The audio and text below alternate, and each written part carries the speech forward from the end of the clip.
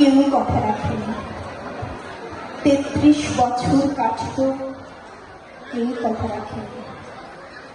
ছেলেবেলা এক বস্তুনি তার আগমনী গান হঠাৎ থামিয়ে বলেছিল, শুক্লা দ্বাদশীর দিন অন্তত শুনিয়ে যাবে।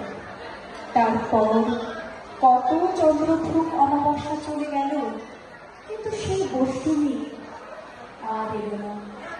২৫ বছর প্রতীক্ষায় আছে। মামাবাড়ির মাঝি নাগরানি বলেছিল, বড় হও বড় ঠাকুর, তোমাকে ওই ৩ প্রহরের বীর দেখাতে নিয়ে যাব। সেখানে পদ্মফুলের মাথায় সব ফুল খেলা করে।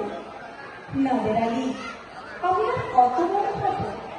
আমার মাথা এই ঘরের ছাদ ফুঁড়ে আকাশ স্পর্শ করবে, তারপর তুমি আমার ৩ প্রহরের বীর দেখাবে। একটাও রয়্যাল গুলি কিনতে পারেনি কখনো। লাঠি লজেন্স দেখে দেখে চুষেছে লস্কর বাড়ির ছেলেরা। ভিকারির মতন চৌধুরীদের গেটে দাঁড়িয়ে দেখেছি, ভিতরে রাস উৎসব।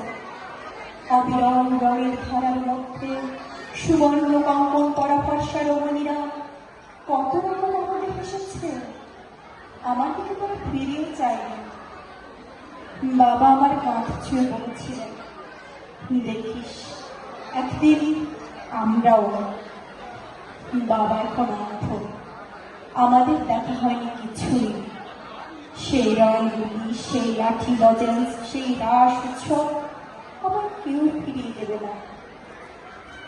বুকের মধ্যে সুগন্ধি রুমাল রেখে বরুণা বলেছিল, যেদিন আমার সত্যিকারের ভালোবাসবে সেদিন আমার বুকেও এরকম আগুনের গন্ধ হবে।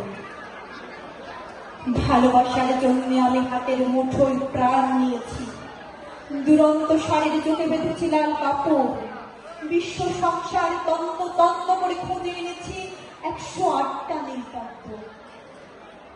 তবু কথা রাখেনি বলুয়া। এখন তার বুকে শুধুই মাংসের গন্ধ।